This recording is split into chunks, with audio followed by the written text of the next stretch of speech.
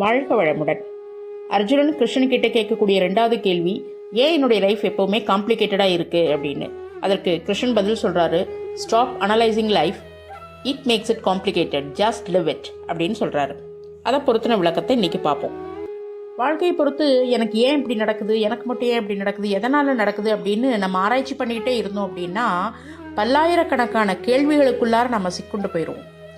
இப்போ என்ன பண்ணலாம் அப்படின்னா, சும்மா வெறுமனே அந்த சூழ்நிலையை அனுபவித்து மூச்சை கவனித்து இருப்பதை உணர்ந்த அதுவாகவே மாறணும் அப்படின்னா எந்த சிக்கலும் இல்லை.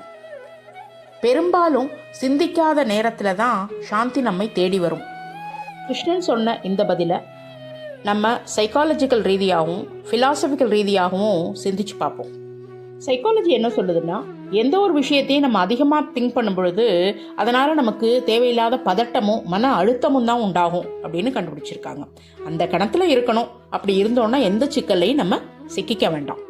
இப்படி ஓவராக திங்க் பண்ணும் பொழுது மூளைக்கு அதிக ஒரு பலு ஏற்பட்டு தொடர்ந்து சிந்திக்க முடியாமல் டெசிஷன் பெராலிசிஸ் அப்படிங்கிற ஒரு நிலைக்கு ஆட்பட்டுருவோம்.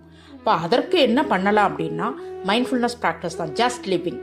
ஏன் நம்ம ஃபிலாசபிக்கல் அப்ரோச்சில் பார்க்கும் பொழுது ஜென் புத்திசம் சொல்லுது, ஸ்டாப் திங்கிங் ஸ்டார்ட் பீயிங் அப்படின்னு.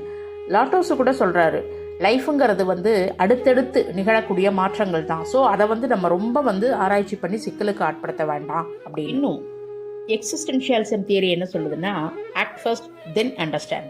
இது எப்படி அப்படின்னா, நீச்சல் பழகணும் அப்படின்னா கரையில் நின்று யோசனை பண்ணிக்கிட்டு சிந்திச்சுக்கிட்டு ஆராய்ச்சி பண்ணிக்கிட்டே இருக்கக்கூடாது.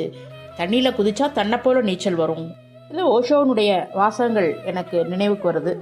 மனம் ஒரு அழகான வேலைக்காரன், ஆனால் ஆபத்தான எஜமானன் அப்படின்னு சொல்லுவார்.